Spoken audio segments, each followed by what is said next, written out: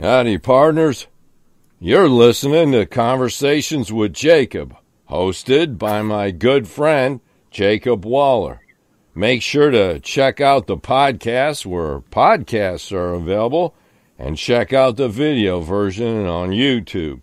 You can follow us on social media. Facebook is Conversations with Jacob. Twitter is at CWJ Podcast.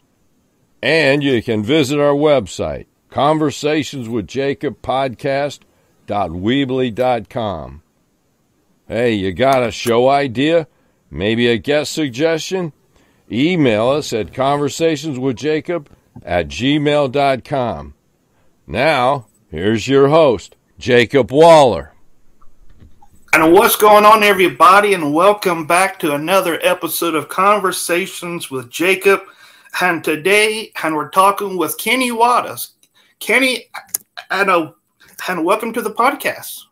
Thank you. You know, that intro, that sounded like John Wayne. I'm a lot older than you, but it sounded like, well, howdy, cowboy. How you doing? Yeah, that intro is actually by my good friend, Mr. Jake Thorne. He's a Jake Thorne tribute artist. Very nice. Yeah, well, it sounded good. Yeah. All right. For the people who don't know nothing about you, can you give us a brief description? Well, my name is Kenny Wallace. I'm out of St. Louis, Missouri. And my dad was Russ Wallace, and my mama is Judy Wallace. And I have two brothers, Rusty Wallace and Mike Wallace. I'm the third of the boys. I'm the youngest. And we're a racing family. We started racing out of St. Louis, Missouri, and we grew up racing as a hobby, and we made it to the largest form of motorsports in America, which is NASCAR, and we had a good time. We had a good career, and I'm 60 years old now, and I'm still racing cars, not only for a hobby now though, and we're having a good time. Now, did you ever imagine that you would be into NASCAR or racing in general? Well, I always knew we would be into racing because my dad was really good at it as a hobby, but never dreamed in a million years that we'd be at the highest form of motorsports in America, which was NASCAR. And, you know, we were able to, win 9 Xfinity races, and, we have some stats along the way, but one thing's for sure, my big brother, Rusty, he's one of the greatest of all time. And my brother, Mike, we kind of carved our own path.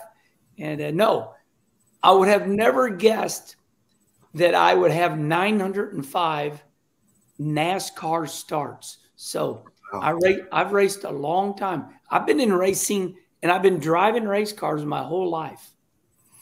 All right. I looked on Wikipedia. I don't know how good that is, but it says your first NASCAR Cup race was 1990. Yeah, that would have been at North Wilkesboro, North Carolina. Or, I go on Wikipedia too. And sometimes just, you got to really learn how to read that. And I'm a big fan of Wikipedia. So we did run a race in November of 1988. I ran the Busch Grand National Series at Martinsville. That would have been my very first race ever. And then that qualified me. NASCAR watched me race, and they said, hey, Kenny Wallace can drive a race car. Now we're going to let him go to Daytona. So we ended up going to Daytona, and then I was able to run my very first NASCAR Cup race in 1990. I believe that would have been Wilkesboro. And also says your last NASCAR Cup race was 2008. So that would have – no, that's not right. My last NASCAR race was 2015 in Iowa. So, right.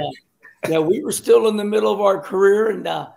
But, yeah, we've like I said, we've gotten – when I interview so I've got a YouTube show called Kenny Conversation.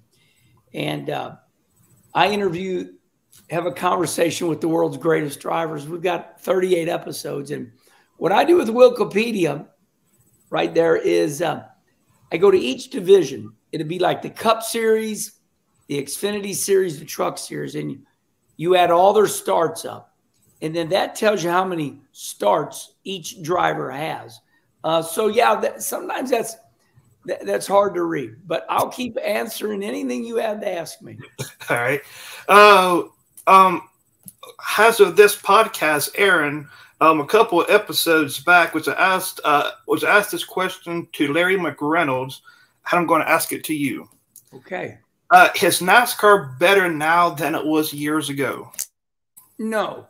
Well, I mean, it'd take a crazy man to say it was, but no. NASCAR is like anything in life. There's always a pinnacle. There's always, the highest of highs, So the best NASCAR was ever doing was like the very last year that it was unbelievable, where we had like 400,000 people in the grandstands, let's say at the Brickyard 400, Indianapolis Motor Speedway. We put 350,000 people. Now, think about that number.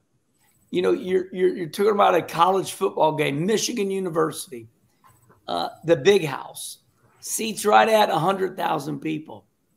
So when NASCAR, in the late 90s, all the way up to 2006, we were putting 350,000 people. That's 3 big houses. So, yeah, that was when we were really big. And what is your thoughts on the new cars they got out? Well, the car owners, Roger Penske, Richard Childress, Jack Roush, they had a meeting with NASCAR, and they said, hey, we need help. It costs us too much money to build these cars. So the car owners asked NASCAR to build a car for them, like they do in Formula One. Or like they do, let's say, that's not so much Formula One, but V8 racing where you can buy the car. So NASCAR had these cars built, and they had some learning curves, 2 years ago. Now they're better. So what was wrong with them 2 years ago has now been fixed, and now it's become the car that everybody is racing. Now the complaining is less, and it's like anything in life. Any change is hard, and it was very hard on everybody. And the car had some errors, and even though they tested it for 3 years, there were some errors, and now the errors have been fixed, and the car continues to get better. And now with this car, we see a lot of new teams, because now the teams can just buy the car and bolt it together. Now we see Michael Jordan, the greatest basketball player of all time. Now he has a team. Pitbull, the singer, now he has a team. Now these superstars, they can build a building and they can buy these cars.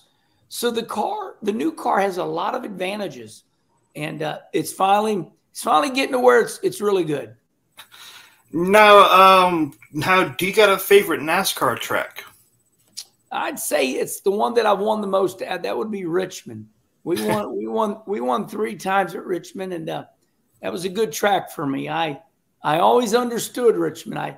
I knew what it took to go good there, and 3 wins there. I guess my second best track was Martinsville, Virginia. We won 2 there.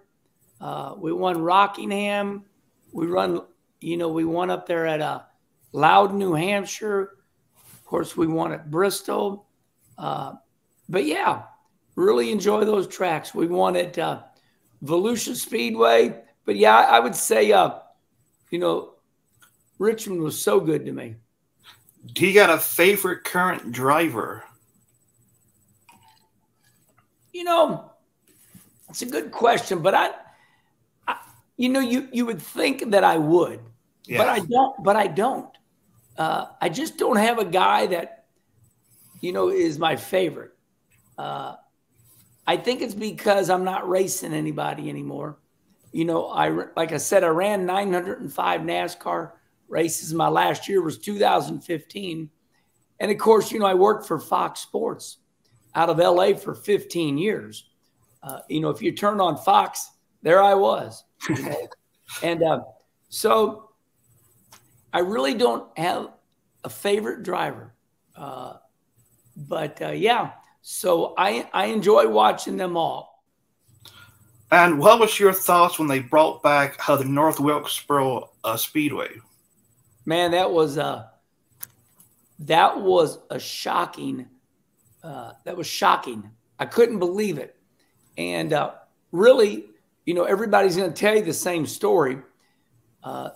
There was a computer game called iRacing, and they still, iRacing's very famous.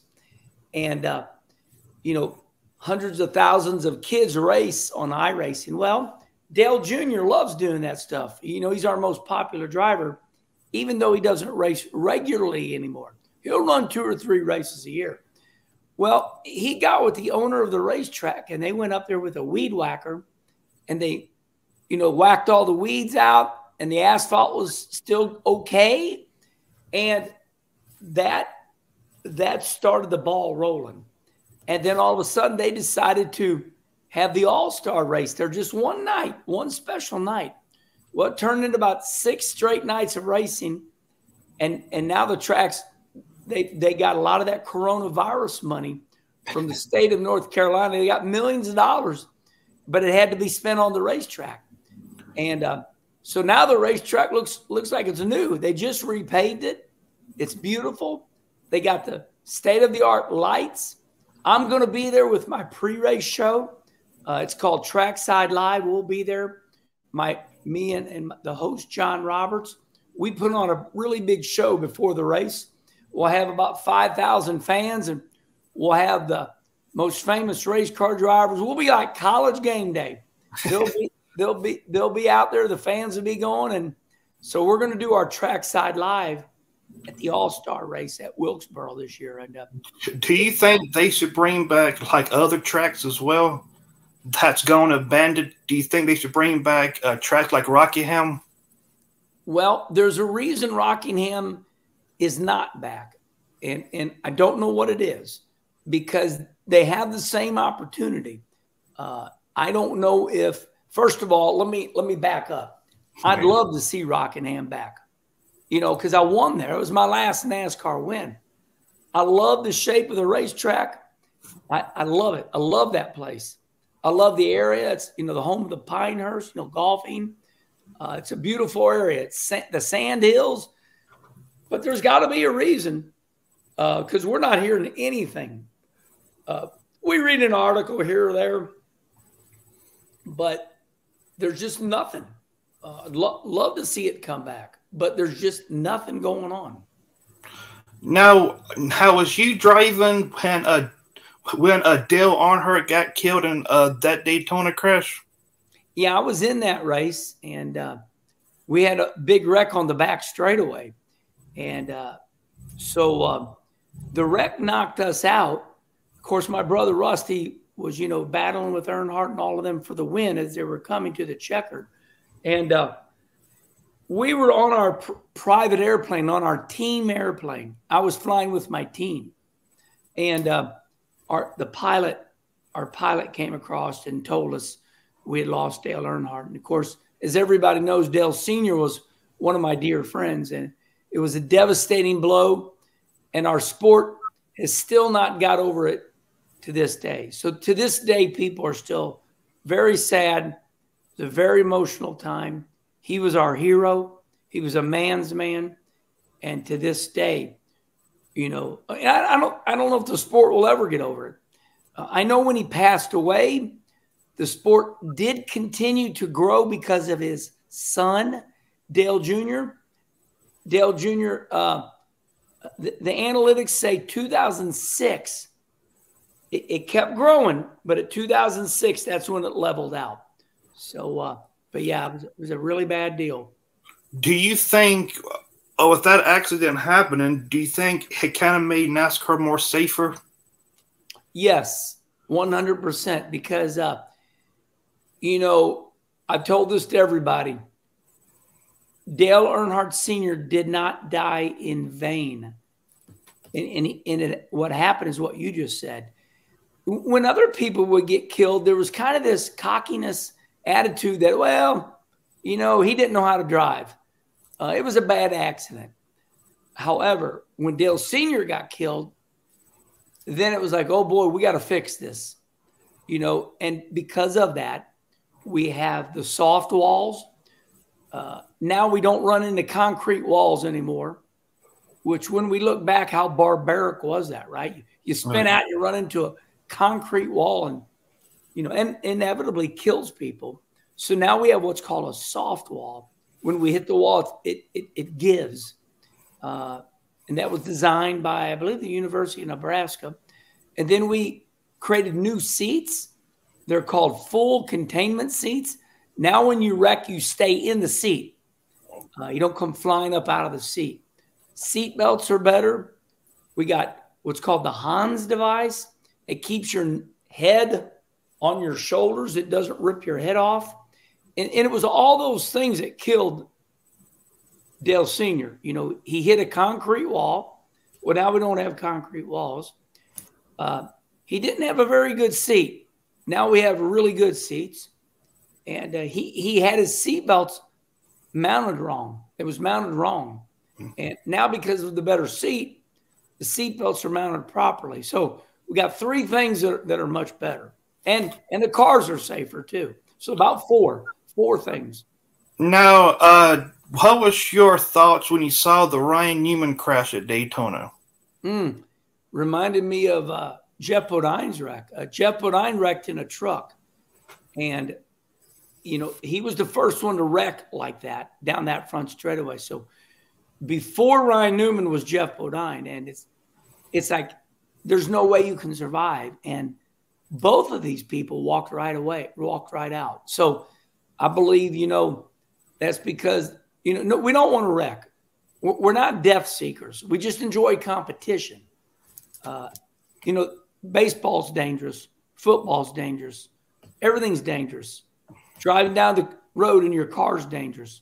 So, when Ryan Newman walked away, that was beautiful. And we've had a lot of people wreck on that front straightaway, on that dog leg. We had, Kyle Larson wreck unbelievably. We've had Austin Dillon. We've had, Jeff Bodine and Ryan Newman. All of them wrecked just about like Ryan Newman did. Very close. If you go back and look at them all on YouTube, they're unbelievably violent. And all of them walked away. Now, and what is your Mount Rushmore of NASCAR drivers? Our Mount Rushmore of drivers are obviously, a couple people that started the sport. Richard Petty, the king. Richard really brought, our sport to the forefront. He's very famous, not just for winning 200 NASCAR races, but signing autographs, being good to people, having one of the most famous looking cars, the blue and day glow orange STP. He also started winning. He was winning when they put us on TV. So NASCAR was not always on TV. And when they put us on CBS, Wide World of Sports, it was Richard Petty. It was David Pearson was a Mount Rushmore. And then when you come into this era, you got, my brother, the great Russ. You got, Jeff Gordon, obviously Dale Sr. I really don't think that people are superstars nowadays like they used to be. Years ago, we had people that were so famous, but now because of social media and all of our podcasts, your podcast, my podcast, everybody's interviewed now. So everybody's just kind of diluted. But years ago, man, people were famous, like the Beatles and Rolling Stones and, you know, but now everybody can be heard. Everybody knows everybody. But those were the Mount Rushmore when it was bigger than big. Now we got, I mean, now we got guys that win championships, and hell, you don't hardly hear of them, you know. So that's one thing NASCAR's working on, and they got to get these drivers more popular. Oh yeah. Now, for people that's watching or listening, where can they find you on the internet? So, my name is Kenny Wallace, Kenny, as you see right there, Wallace. You can find me everywhere. I'm very big on social media. I have about 1 million followers. You can find me on X, and that's Kenny_Wallace. Or you can find me on Facebook. Got 2 Facebook pages. One was when I first started Facebook, and they said if you get over 5,000, you got to start a fan page. So we got Kenny Wallace on Facebook. Where you're going to want to go now on Facebook is Kenny Wallace official page. That's the name of it. Kenny Wallace official page. And then obviously you can go to Instagram, and Instagram's really easy. That's just Kenny Wallace 36. And that's a load of fun. So that's, Kenny Wallace 36. We're on Snapchat. That's Kenny N. Kim. And then, of course, the big one, the granddaddy of them all, is the Kenny Wallace Show on YouTube. That's got an incredible library. We just got done interviewing the world's greatest drivers. We had Dale Jr. on there. We've had Tony Stewart. You can go there. There's a whole catalog. And it's called the Kenny Wallace Show. And that's just me. But then there's also another one called Kenny Conversation. And that's when I interview, the world's greatest drivers. So, those are some of the places you can find us. All right. Now, towards the end of the podcast, I like to ask my guests if they got any closing thoughts that they want to share with the people that's tuning in. Yeah, first of all, thanks for having me on your podcast. And I'm living my very best life right now. I'm 60 years old. We race dirt cars now. We win a lot of races.